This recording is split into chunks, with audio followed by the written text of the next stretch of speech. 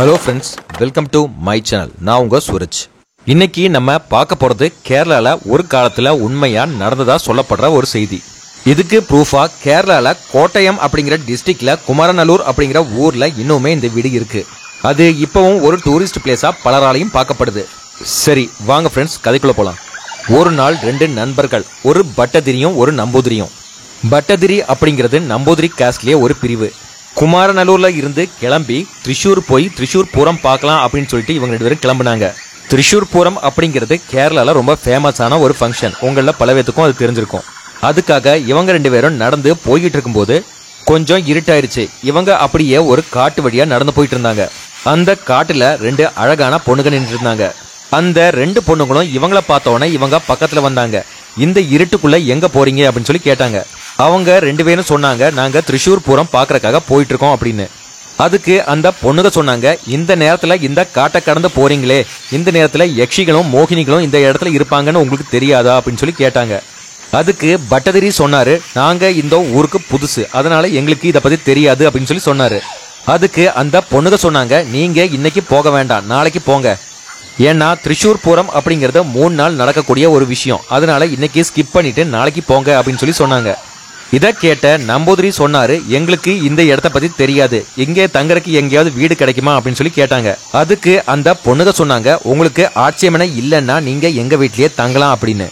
அந்த பொண்ணுங்க இப்படி கூப்பிட்ட உடனே நம்பூதிரிக்கும் பட்டதிரிக்கும் ஒரே சந்தோஷமா போச்சு. ரெண்டு அழகான பொண்ணுங்க, அவங்க நம்மளே கூப்பிடுறாங்களே அப்படிங்கிற சந்தோஷத்துல அவங்க ரெண்டு பேரும் அந்த பொண்ணுங்க பின்னாடியே போனாங்க. அப்போ வழியில ஒரு பெரிய மாளிகை இருந்தது. இதுதான் எங்க வீடு அப்படின்னு சொல்லி சொன்னாங்க அந்த பொண்ணுங்க. அங்க இருந்த 2 ரூம்ல ஒரு ரூம்ல நம்பூதிரியும் ஒரு ரூம்ல பட்டதிரியும் உட்கார வச்சாங்க. அப்புறம் அந்த 2 பொண்ணுகளும் ஒவ்வொரு ரூமுக்குள்ள நுழைஞ்சாங்க. பட்டதிரியோடைய ரூம்ல இருந்த பொண்ணு உள்ள வந்து பட்டதிரி தலைய தொட்டா. அவ்வளவுதான், அவருக்கு என்ன நடந்தது அப்படின்னு தெரியல, அப்படியே மயக்கம் போட்டு விழுந்துட்டாரு. அந்த பொண்ணு அப்படியே பட்டதிரிய உயிரோட சாப்பிட ஆரம்பிச்சிட்டா. நம்பூதிரி இருந்த ரூமுக்குள்ள இன்னொரு பொண்ணு நுழைஞ்சா. நம்பூதிரிக்கு ஒரு பழக்கம் இருக்குது. அவரு எப்பவுமே தேவி பாகவதத்தை படிச்சுட்டு தான் படுப்பாரு. அதை படிச்சு முடிக்கிற வரைக்கும் அந்த பொண்ணு காத்துக்கிட்டே நின்றுட்டு இருந்தா. அதுக்கப்புறம் நம்பூதிரி கிட்ட சொன்னா, அந்த ஓலைக்கட்டை கீழே வச்சிருங்க அப்படின்னு. அதுக்கு அந்த நம்பூதிரி சொன்னாரு, இல்ல இது எப்பவுமே கீழே வைக்க கூடாது, தலைமையில வச்சுதான் படுத்து தூங்குவேன் அப்படின்னு சொல்லி சொன்னாரு.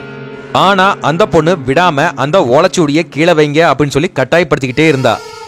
நம்பூதிரிக்கு மைல்டா ஒரு சந்தேகம் வந்தது. அதே நேரத்துல பக்கத்து ரூம்ல யாரோ எலும்ப முறிக்கிற மாதிரியும் ரத்தத்தை குடிக்கிற மாதிரியும் அவருக்கு சத்தம் கேட்டுச்சு. அவரு சந்தேகத்துல பட்டதிரி பட்டதிரி அப்படின்னு சொல்லி கூப்பிட்டு பார்த்தாரு. ஆனா பக்கத்து ரூம்ல இருந்து எந்த சத்தமும் வரல. அவருக்கு சந்தேகம் பலமா வந்ததுனால அந்த ஓலைச்சூடிய கட்டி பிடிச்சுக்கிட்டு அப்படியே அந்த கட்டில படுத்திருந்தாரு. அந்த பொண்ணும் நம்பூதிரி கிட்ட அந்த ஓலைச்சூடிய கீழே வைங்க வைங்கன்னு சொல்லிக்கிட்டே நின்னுகிட்டு இருந்தா.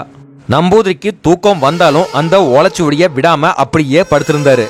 காலையில விடிஞ்ச உடனே அந்த பொண்ணு அந்த ரூம்ல இருந்து வெளியே போயிட்டா. நம்பூதிரி கட்டில இருந்து மெதுவா எந்திரிச்சு பார்த்தாரு.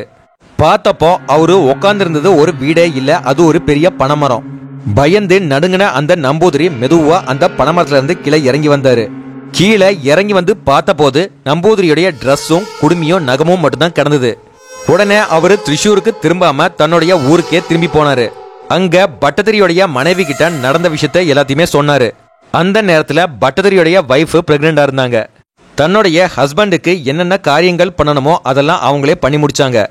ஓகே ஃப்ரெண்ட்ஸ், இதோட பார்ட் 1 முடிஞ்சது. அடுத்தது அந்த யக்ஷிக்கு என்ன ஆச்சு அப்படிங்கிறத நம்ம அடுத்த பார்ட்ல பார்க்கலாம். இந்த வீடியோ உங்களுக்கு பிடிச்சிருந்தா சப்ஸ்கிரைப் பண்ணுங்க, ஷேர் பண்ணுங்க, லைக் பண்ணுங்க. தேங்க்யூ.